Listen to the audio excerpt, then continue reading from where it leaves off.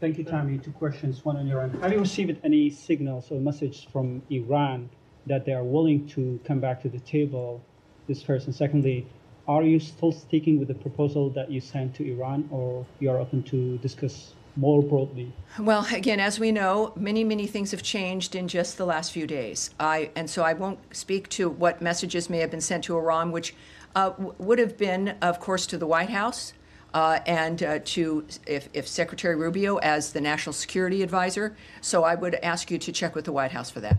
And the next Syria, one, yes. Yeah, on your opening remarks, you said that the United States is ready to help the Syrian government to fight against forces seeking to create instability.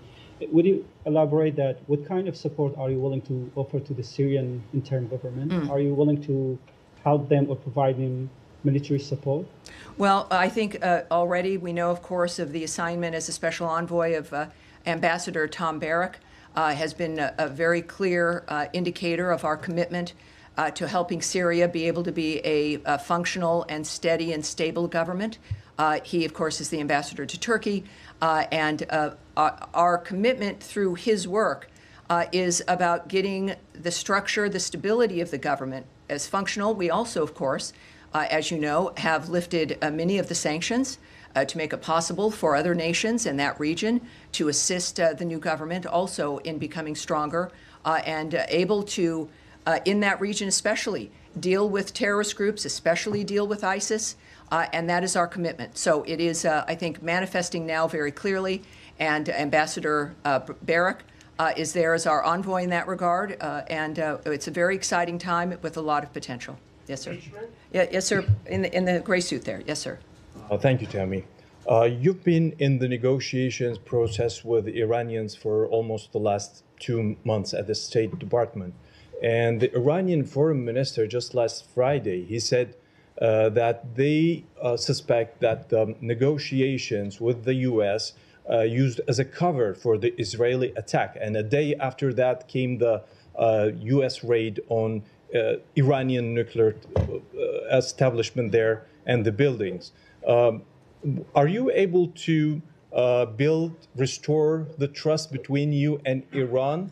And how do you see these claims from the Iranian side? Well, that's certainly a question that I can't answer, but we've got the best people in the world who are doing this for a living, who have committed their lives to making a difference here in the world. The president has not indicated that, as a matter of fact, he really opened his presidency with a willingness to talk with everyone. And as a peacemaker, that is what he's done, and I would suspect that that approach will continue. All right? Yes, sir. Go ahead. Thank you, Tammy. Do you think that there is any lesson for North Korea to learn from the U.S. strikes on Iranian nuclear facilities, given that North Korea has been doubling down on its nuclear program, despite the Trump administration's commitment to the complete denuclearization of North Korea? Well, again, the nature of the choices that are made, I won't speculate about what other countries should think or do. At the same time, President Trump, in his first term, made a significant outreach to North Korea. And what I can say, of course, and they've got their own nuclear program at North Korea, that we remain committed to the complete denuclearization of North Korea. That remains a commitment. If the North Korean nuclear issue can't be resolved through dialogue, I'm not going to speculate on hypotheticals at this point, but thank you very much.